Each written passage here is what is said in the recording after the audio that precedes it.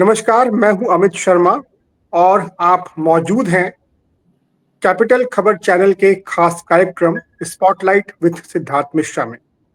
जैसा आपको पता है कि इस कार्यक्रम में हमारे साथ होते हैं वरिष्ठ पत्रकार सिद्धार्थ मिश्रा जी और हम किसी समसामयिक मुद्दे पर बहुत गहनता से बातचीत करते हैं, चर्चा करते हैं। सिद्धार्थ मिश्रा जी, बहुत-बहुत स्वागत है आपका। धन्यवाद अमित जी। जी, नमस्कार। अ, आज एक बहुत महत्वपूर्ण फैसला आया है एएमयू पर, जो सुप्रीम कोर्ट की वर्डिक्ट है उसके माइनॉरिटी स्टेटस पे। तो ये फैसला क्या है और इसके क्या रिपरकशंस होंगे? विवाद बड़ा लंबा है, काफी समय से चला आ रहा था और फैसला क्यों आया? जो फैसला आया उसके पीछे तर्क क्या है? सुप्रीम कोर्ट ने अपने ही फैसले को पलटा है। 1967 में जो फैसला दिया था 5 बेंच के जज ने, आज 7 सदस्यीय पीठ ने उस फैसले को पलट दिया है। तो इस मुद्दे पर हम गहनता से बातचीत करेंगे, इस फैसले को समझेंगे, इस फैसले के हर पहलू को जानेंगे, पर इसकी पड़ताल करेंगे और इसके क्या प्रभाव पड़ेंगे आने वाले समय पे, इस पे भी चर्चा करेंगे। जी सर, आपको क्या लगता है कि क्या प्रभाव पड़ेगा अब इस फैसले का? देखिए अमित जी, जो ये फैसला जो आया है, मतलब सुप्रीम कोर्ट का ये फैसला, ये जस्टिस डीवाई चंद्रचूड़ का जो चीफ जस्टिस थे कल तक, उनका मतलब वो आज तो सैटरडे है, कल संडे है और मंडे को नए चीफ जस्टिस आ जाएंगे, संजीव खन्ना। तो एक तरह से उनके हाथ का दिया हुआ ये आखिरी फैसला है। और इन्होंने जो इसका जो कंटेक्स्ट है, वो कंटेक्स्ट ये है कि एक एएमयू के स्टेटस को लेकर के एक लीगल कंट्रोवर्सी बनी हुई थी कि उसको माइनॉरिटी इंस्टीट्यूशन का स्टेटस हम दें या नहीं दें। तो उसके पीछे जो 1967 का जजमेंट जो था, उस जजमेंट में उसको ये कहा था, 1967 के जजमेंट ने ये कहा था कि चूंकि ये गवर्नमेंट के स्टैट्यूट से, इसका एग्जिस्टेंस गवर्नमेंट के स्टैट्यूट से है, इसीलिए इसको माइनॉरिटी इंस्टीट्यूशन नहीं माना जाए। जो कि सरकार ने एक अमेंडमेंट करके जो है सो इसको उस फैसले को तरह से पलटा था, 1981 और उसके बाद फिर वो इलाहाबाद हाई कोर्ट ने एक उसको स्ट्राइक डाउन कर दिया था उस अमेंडमेंट को, और फिर वो मामला अब सुप्रीम कोर्ट पे था। तो अब ये सुप्रीम कोर्ट ने ये निर्णय दिया है कि भाई ये माइनॉरिटी स्टेटस तो है इसका, लेकिन चंद्रचूड़ ने जाते जाते ये भी कहा है कि कुछ टेस्ट केसेस इसके लिए बना करके गया है, चंद्रचूड़ बना करके गए हैं कि भाई इसके अंदर ये चीजें आपको चेक करनी है कि किसी माइनॉरिटी इंस्टीट्यूशन को माइनॉरिटी डिक्लेयर कराने के लिए क्या क्या उसके मापदंड होने चाहिए, इसके ऊपर चंद्रचूड़ साहब ने फोकस किया है। इसके ऊपर तो कई लोग बात करेंगे, कई जगह बातें होंगी, सभी जगह बातें होंगी। मेरी रुचि, जैसे आप हमेशा जानते हैं, मेरी रुचि तथ्यों के सामाजिक पहलू के ऊपर ज्यादा रहती है, और जो कानूनी पहलू हैं इसके बारे में तो बात करने वाले कानूनविद जो है, कानून के जानकार हैं, वकील हैं, और जो कॉन्स्टिट्यूशनल एक्सपर्ट्स हैं, वो लोग इसके बारे में ज्यादा बेहतर बात कर सकते हैं। मैं उस पर ना बात करते हुए जो स्पिरिट ऑफ जजमेंट जो है उसके बारे में बात करना चाहूंगा। देखिए, एएमयू हमेशा से अनफॉर्चुनेटली बड़ा ही कंट्रोवर्सी में, जब से हमने और आपने होश संभाला होगा, तब से हमेशा ना बड़ा कंट्रोवर्सी में रहता है। और एएमयू के बारे में हम लोग अखबारों में जब भी पढ़ते हैं, वो कहीं ना कहीं कुछ ना कुछ कंट्रोवर्सी किसी चीज को लेकर के उसके बारे में पढ़ते रहे। मेरा भी मेरा एएमयू से अब लगा ले कोई, अब 25 साल का नाता जुड़ गया है एएमयू के साथ, एएमयू के विषयों पे लिखने का और एएमयू को जानने का। मेरा भी एक ऐसा ही इंप्रेशन था कि भाई एक यूनिवर्सिटी है अलीगढ़ के अंदर, जहाँ पर कि मुस्लिम समुदाय के लोग ज़्यादातर वहाँ पढ़ते हैं, और वो कंट्रोवर्सीज में रहती है। और ऐसे भी उस जमाने में बिहार से जो लोग दिल्ली आया करते थे, अलीगढ़ स्टेशन के नाम से बड़ा भय खाते थे, क्योंकि अलीगढ़ में लोग आकर के डिब्बे में घुसकर सीट वीट पकड़ लेते थे, बैठ जाते थे। तो ये था। लेकिन लेट 1990s में मुझे अलीगढ़ जाने का मौका मिला, एएमयू जाने का मौका मिला, और 2-4 बार मुझे वहाँ कैंपस से रुकने का भी मौका मिला। तो एक तो जो ये एक जो इम्प्रेशन बना हुआ था उसमें काफ़ी एक मतलब बदलाव आया इस करके, क्योंकि वो कैंपस बहुत ही बड़ा कैंपस है, एएमयू का बहुत ही बड़ा कैंपस है, बहुत ही जी आलीशान कैंपस है और काफ़ी पुरानी वहाँ पर जो कहते हैं आप हेरिटेज बिल्डिंग्स हैं वहाँ पर जो बनी हुई हैं और जी, काफ़ी जाहिर सी और बात है। उनके एक आध एज़ अ रिपोर्टर मैंने उनके एक आध ऑफ़िशियल फंक्शंस को भी मैंने कवर किया। तो उनके अपने रीति-रिवाज हैं, संस्कार हैं उनके और उनके वो जो वाइस चांसलर्स को मैंने वो जो मौका मिला कि जिनको मैं कवर करूँ, जिनके बारे में जिनके सेशन के बारे में गया, लिखा रहा। तो एएमयू के बारे में जो मुझे था मेरा इम्प्रेशन काफ़ी हद तक चेंज हुआ। तो जो चंद्रचूड़ साहब का जो जजमेंट आया है, चंद्रचूड़ हुँ, साहब के जजमेंट में उन्होंने एएमयू के समाज में जो कंट्रीब्यूशन है, उसके ऊपर भी उन्होंने एक नज़र रखी है और उन्होंने जी, अपने में ये कहा है कि सिर्फ बाद में एक, क्योंकि एएमयू का एग्जिस्टेंस हमारे स्वतंत्रता के पहले का एग्जिस्टेंस है। एएमयू जी, ऐसा नहीं 1920 में कि इसकी कोई स्थापना हुई थी। ऐसा नहीं आया है। जी, एएमयू का एग्जिस्टेंस हमारे स्वतंत्रता के पहले का एग्जिस्टेंस है और और जो और अ, जो आपके ये इसी बात पर हमारे चंद्रचूड़ साहब ने ये कहा है कि जो उनके जजमेंट के जो 4-5 इम्पोर्टेंट पहलू हैं, जो कि इस सामाजिक और ये ऐतिहासिक पॉइंट्स पे नज़र डालते हैं, वो इस करके हैं कि एक तो वो बात करते हैं कि जेनेसिस मतलब कि इसकी जो शुरुआत है वो कहाँ से हुई है और इस जेनेसिस के पीछे कौन लोग थे और उनकी क्या सोच थी। एक तो ये बात कहते हैं। दूसरा जी, कहते हैं determine the purpose for which it was established most जी। Predominantly for the benefit of a religious or a linguistic minority. ठीक हुँ, है। हुँ।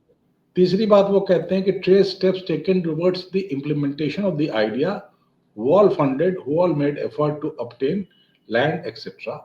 और चौथी बात ये कहते हैं who took steps for establishing institution such as obtaining permission, constructing building and arranging other infrastructure.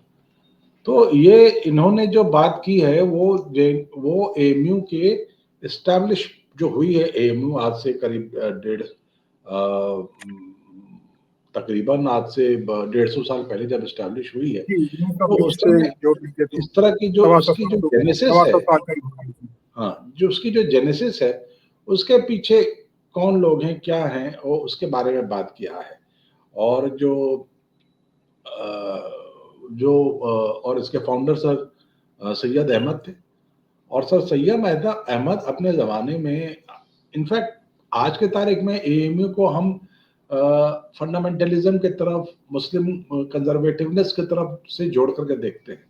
लेकिन इसकी जो हुँ, फाउंडिंग थी वहाँ पर सर सैयद अहमद की एक वेस्टर्न सिविलाइजेशनल इन्फ्लुएंस के अंदर इसकी एस्टैब्लिशमेंट हुई जी, बिल्कुल, और बिल्कुल। उनकी कोशिश ये उनका जो सर सैयद अहमद का ये मानना था कि अगर हम वेस्टर्न एजुकेशन सिस्टम अब वो चूंकि देखिए 1857 का जो आंदोलन हुआ है उस समय शासक वर्ग हिंदुस्तान में शासक वर्ग मुगलों का लास्ट बादशाह था और तमाम जगह जी, जो नवाब और राजा लोग थे ये थे और जो रूलिंग क्लास जो था, जो फ्यूडल क्लास जो था वो मुसलमानों का फ्यूडल फ्यूडल क्लास था और जी, वो जो बिल्कुल। जो हम जब एक कंजर्वेटिव हिस्टोरिकल क्लासिफिकेशन करते हैं तो ये हुँ, मुस्लिम हुँ। पीरियड का एंड माना जाता है 1857 जबकि तो जो जी, जो सबसे ज़्यादा कहर बरपा इस पीरियड में जो सबसे ज़्यादा कहर बरपा है वो इस करके नहीं कि वो मुसलमान थे लेकिन इस करके कि जो रूलिंग क्लास जो थी वो मुसलमानों की रूलिंग क्लास थी। इसीलिए उस जी, कम्युनिटी के ऊपर अंग्रेज़ों ने ज़्यादा कहर बरपाया और यहाँ पर सर जी, सैयद अहमद चाहते थे कि उनकी कम्युनिटी को वेस्टर्नाइज करें और इंग्लिश एजुकेशन, इंग्लिश रूल का जो बेनिफिट उनकी कम्युनिटी को भी पहुंचे और इस हुँ, सोच हुँ। के साथ इन्होंने काम करना शुरू किया और इसके लिए इन्होंने फंड्स कलेक्ट करने शुरू किए और इस तरह से इस कॉलेज की स्थापना हुई। जी, इस कॉलेज की स्थापना जो हुई है और सर सैयद अहमद की जो पर्सनालिटी है उसके बारे में कई डिस्कशंस होती है, कई चर्चाएं होती हैं और हुँ, हुँ।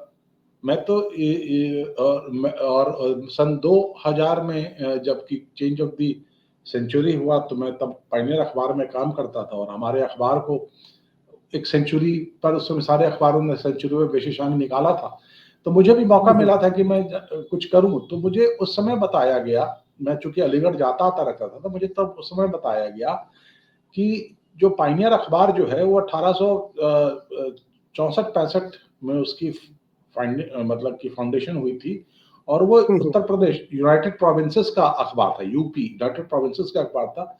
उसकी स्थापना इलाहाबाद में हुई और फिर वो आगे चल करके लखनऊ आया। तो वो उसके पास अंग्रेजी का प्रिंटिंग प्रेस था, और सर सैयद अहमद की जो जितनी पब्लिकेशंस हैं वो सब पायनियर अखबार के प्रिंटिंग प्रेस में छपी थी। तो वो एक एसोसिएशन मुझे पता लगा था, और उसके ऊपर मैंने काम करना शुरू किया था। तो उसके बारे में, और सर सैयद अहमद के क्रिटिक्स भी थे, सर सैयद अहमद के क्रिटिक्स भी थे।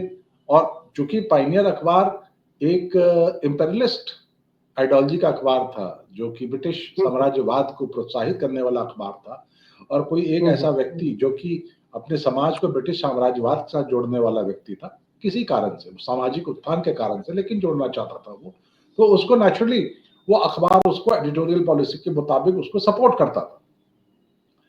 अब यहाँ पर जो सर सैयद अहमद के जो क्रिटिक्स जो थे, उन्होंने बड़ी कटाक्ष की है इसके ऊपर, और आपको जान के आश्चर्य होगा कि सर सैयद अहमद के जो सबसे बड़े क्रिटिक जो थे, जो उनकी सबसे ज्यादा जो उनकी टांग खिंचाई करते थे, वो खुद ब्रिटिश सरकार में जज थे, मुंसिफ थे, और बहुत अच्छे शायर थे अपने टाइम के। उनका नाम था अकबर इलाहाबादी। आपने उनका नहीं होगा, वो अकबर इलाहाबादी धनी सिनेमा वाला नहीं, जो बहुत फेमस शायर थे। तो अकबर इलाहाबादी जो कटाक्ष करते हैं, वो पायनियर अखबार के ऊपर कटाक्ष करते हैं कि भाई जहां से सैयद अहमद को जिसने इतना स्पेस दे रखा है, तो वहां पर वो एक जगह लिखते हैं कि चीज वो जो विलायत में बने, विलायत आप जान रहे हैं इंग्लैंड, चीज वो विलायत में बने और बात वो जो पायनियर में छपे। तो वो कटाक्ष सर सैयद अहमद के ऊपर कर रहे हैं कि भाई इसकी बात में तवज्जो इसलिए है, सर सैयद अहमद के बात में तवज्जो इसलिए है क्योंकि पायनियर अखबार में छप रहा है।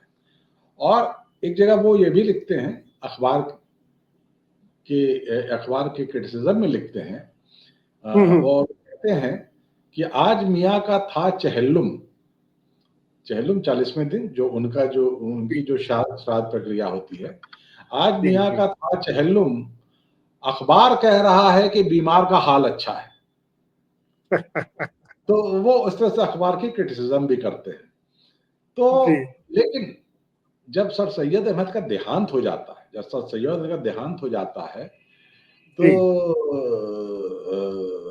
तो वो अकबर इलाहाबादी लिखते हैं कि तुम्हारी भी क्या जिंदगी थी सर सैयद, तुम्हारी भी क्या जिंदगी थी सर सैयद, तुम्हारी दिन कटी लेक्चरों में और रात कटी होटलों में। तो वो जो सर सैयद जो लगातार ट्रैवल करते थे और पैसा रेज करते थे, लोगों से मिलना जुलना और ये करना, और फिर वो कंक्लूड करते हैं कि हमारी तो बातें ही बातें हैं, सर सैयद काम करता था। तो वो जो एमयू की जो संरचना जो है और एमयू का जो बिल्डिंग हुआ है, वो एक पर्टिकुलर पर्पस से हुआ है कि मुस्लिम समुदाय को वेस्टर्न सिविलाइजेशन के प्रति अवगत कराने के लिए हुआ है, उनके बारे में जानने। जैसा कि नाम ही लिखा गया था इसका, मोहम्मदन एंग्लो ओरिएंटल कॉलेज उस वक्त। जी, मोहम्मद जो उसकी जो पहली जो कड़ी है, मोहम्मद एंग्लो ओरिएंटल कॉलेज उसे बोलते हैं। और जमीन उसके लिए एक उस राजा महेंद्र सिंह जो वहाँ के जमींदार रहे होंगे, उन्होंने जमीन दी थी। इनफैक्ट राजा महेंद्र सिंह के नाम पे एक और कॉलेज है, आप मुजफ्फरनगर जब कभी जाएं यहाँ से, मुजफ्फरनगर के आगे हाईवे के ऊपर NH 58 के ऊपर उनके नाम पर एक कॉलेज है। तो उन्होंने इसकी जमीन दी थी और कॉलेज बना। और कॉलेज जो बातें DY चंद्रचूड़ अपने जजमेंट में कर रहे हैं कि किसने बनाया, क्यों बनाया, क्या पर्पस था, क्या फंडिंग थी, तो नेचुरली मुस्लिम समुदाय को, लोगों को शिक्षित करने के लिए, उनमें शिक्षा का वेस्टर्न एजुकेशन लाने के लिए, और उनके अंदर जो रूढ़िवाद था उसको खत्म करने के लिए ये लाए। अनफॉर्चुनेटली आगे चल करके जो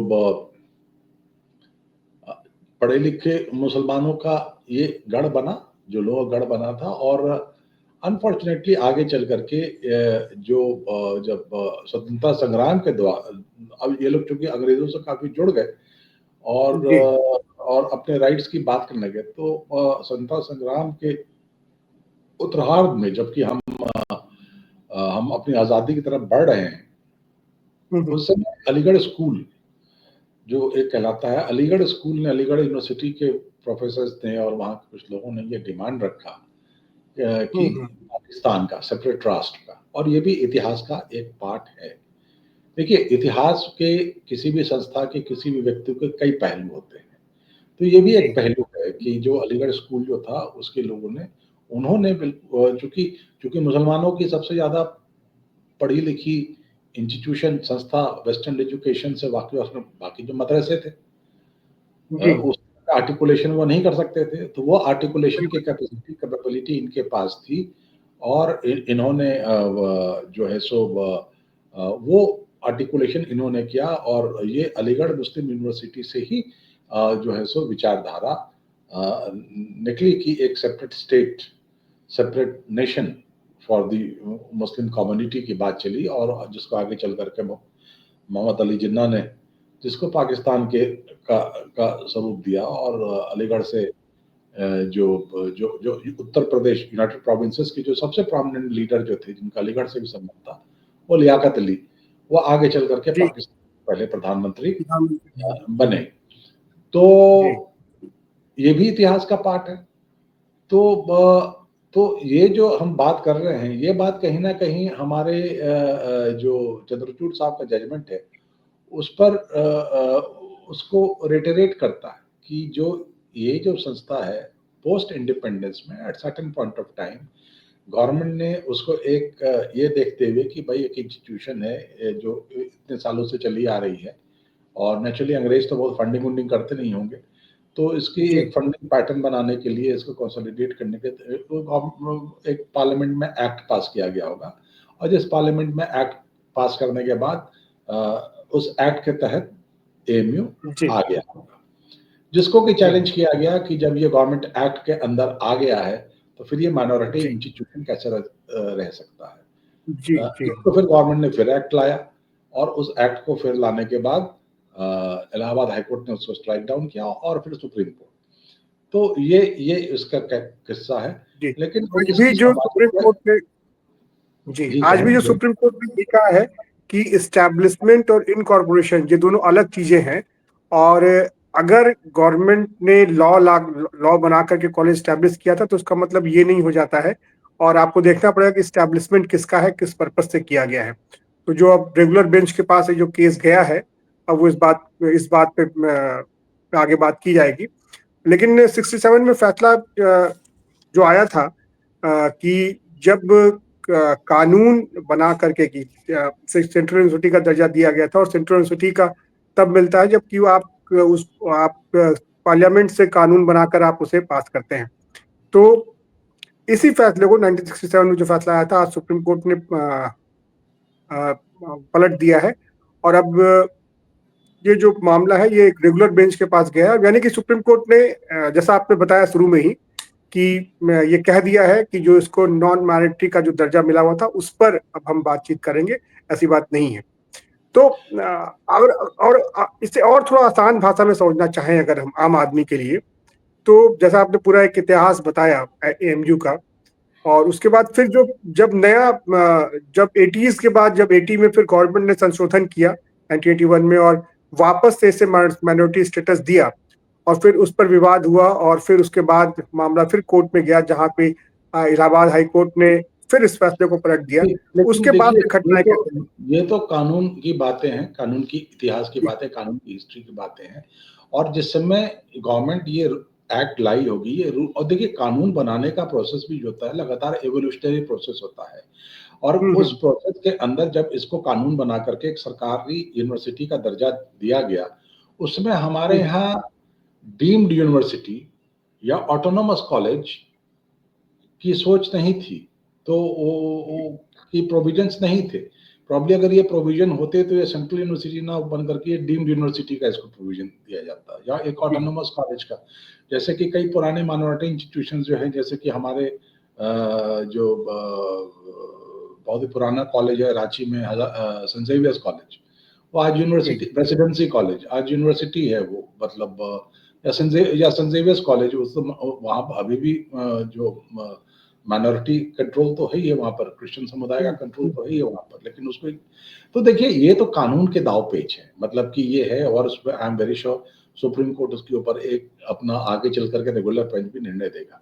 लेकिन मैं एक बात आपके सामने और रखना चाहता हूँ कि मेरा जो बार बार कहने का ये है कि हम एएमयू को सिर्फ उसकी कंट्रोवर्सीज को बारे में लेकर के ना चले। एएमयू का एकेडमिक वर्ल्ड में और सामाजिक वर्ल्ड में भी बहुत कंट्रीब्यूशन रहा है, इसको हम ना भूलें। और मैं एक बात जो आपको और आपके सामने रखना चाहता हूँ, बताना चाहता हूँ, वो रहा जी है एएमयू का contribution in the education of Muslim women. ये बात से बहुत लोग वाकिफ ना हो, एएमयू में बहुत साल पहले एक्सक्लूसिव हॉस्टल फॉर वुमेन बनाया गया था, उसका नाम रखा गया था सरोजनी नायडू हॉल।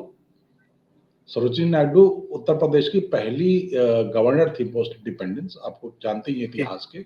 और जी बिल्कुल। अलीगढ़ क्योंकि वहाँ आता है, उनके नाम से सरोजनी नायडू हॉल बनाया गया, रखा गया, और वहाँ पर मुस्लिम लड़कियाँ जो कि छोटे शहरों से आकर के वहाँ पर रहीं, पढ़ी, और उन्होंने आगे चल करके बहुत नाम कमाया। और मैं आपको एक चीज़ और बताऊँ कि सिर्फ छोटे शहरों से नहीं, हमारे एक दोस्त थे, रोशन अली मरूम, रोशन अली, कोविड में उनका देहांत हो गया, हमारे साथ साथी पत्रकार थे।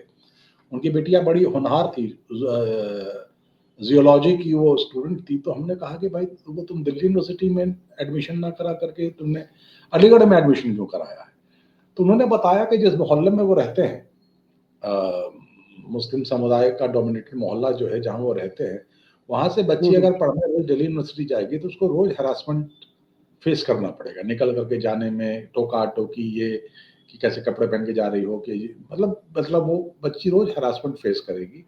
वेरएज जी वो अलीगढ़ में जाकर के रहेगी, पढ़ेगी, वहाँ हॉस्टल में रहेगी, वहाँ के अपनी यूनिफॉर्म में, तो उसको पढ़ने में, उसको घर से निकल करके कॉलेज जाने का जो का हरासमेंट है, उससे वो बच जाएगी।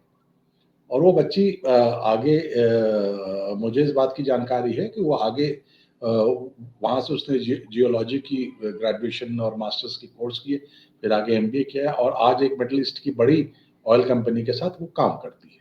तो इस तरह का, मैं तो आपको अपने एक्सपीरियंस से बता रहा हूँ, अपने एक दोस्त के एक्सपीरियंस से बता रहा हूँ कि दिल्ली जैसे शहर में जहाँ पर कि मुस्लिम आबादी ज्यादा है, वहां से अभी हम्म, भी लड़के निकल करके स्कूल कॉलेज जाके पढ़ने में बड़ी परेशानी है। वो जो एक जी समाज के जो एक फंडामेंटल एलिमेंट जो है, जो कंजर्वेटिव, वो बड़ा हैरास हम्म, करता है। खुद तो पढ़ता लिखता नहीं है वो, जो लड़के जो है इस तरह के, खुद तो पढ़ते लिखते नहीं, खुद तो वो जी आवारागर्दी करते हैं, और लड़कियां जो पढ़ना लिखना हम्म, चाहती हैं उनको बहुत परेशान करते हैं। तो ऐसे में जी इन बिल्कुल। लड़कियों को एक रिफ्यूज प्रदान किया अलीगढ़ मुस्लिम यूनिवर्सिटी ने, वो भी उसका एक बड़ा सामाजिक कंट्रीब्यूशन है। तो ये जो सामाजिक कंट्रीब्यूशन जो है, जो जो जैसे कि जो जो मैंने कहा, माइनॉरिटी समुदाय के जो लोग, के जो हम्म, लड़कियां जो हैं, जो इतने बड़े तादाद में एएमयू में गई, पढ़ी, और कई उसमें डॉक्टर, इंजीनियर और साइंटिस्ट और लेक्चरर, प्रोफेसर बन करके निकली आगे चल करके, उनको ये जी ये अगर सुविधा मुहैया नहीं कराई गई होती तो शायद वो ये चीजें नहीं कर पाती। और उसका जो माइनॉरिटी स्टेटस था, जो कि नाम उसका ऐसा था, माइनॉरिटी स्टेटस ऐसा था, तो पेरेंट्स वहां पर भेजने के लिए, अब आप कहेंगे साहब तो क्यों नहीं, अगर उसका नाम अगर मुस्लिम नाम ना जुड़ा हो, माइनॉरिटी स्टेटस ना हो, तो क्यों नहीं भेज सकते हैं? देखिए, हम्म, समाज में परिवर्तन आने में टाइम लगता है। समाज में एक सेंस ऑफ सिक्योरिटी, जो सोशल सिक्योरिटी आने में टाइम लगता है। अभी भी कई लोग जो हैं, सो आप गर्ल्स एक्सक्लूसिव स्कूल में लड़कियों को पढ़ाएंगे, को एजुकेशन में नहीं पढ़ाएंगे। आज के समाज में, हर एक समाज में, हिंदू समाज में, क्रिश्चियन समाज में, मुसलमान समाज में, सब जगह इस तरह की सोच के लोग हैं। तो ऐसे समय जी में जब समाज में, जब लेकिन कम से कम जो पेरेंट अपने बच्चों को पढ़ाना चाह रहा है, उस समुदाय से आगे बढ़ाना चाह रहा है, उसके लिए तो एक अपॉर्चुनिटी सामने आ रही थी। और मैं कहता हूँ हम्म, कि जो ये डीवाई चंद्रचूड़ साहब को, जो उनको उनकी विद्वता के बारे में और उनके उनके उनकी जो सोसाइटल समझ है उसके बारे में तो मतलब मैं तो ये कहूंगा कि उसके बारे में तो कहीं पर कोई डाउट ही नहीं है कि उनकी जो एक सोशल कंटेक्स्ट में जो उनके जो जजमेंट्स आते हैं, जो सोच आते हैं, जो सोशल कंटेक्स्ट उनके जजमेंट्स आते हैं, और वो और देखिए कानून कभी भी किसी सोशल कंटेक्स्ट में ही फॉलो होता है। आप कानून को आइसोलेशन में नहीं बना सकते। तो उसी सोशल कंटेक्स्ट में डाल करके उन्होंने अपनी बात रखी है, और मैंने आपके सामने अमित जी ये बातें रखी हैं कि कैसे जो चंद्रचूड़ साहब जो एक सोशल कंट्रीब्यूशन की बात कर रहे हैं अलीगढ़ की, मैंने उसके कुछ आपके सामने कुछ जो कहते हैं एग्जाम्पल्स मैंने आपके सामने मुहैया कराया है।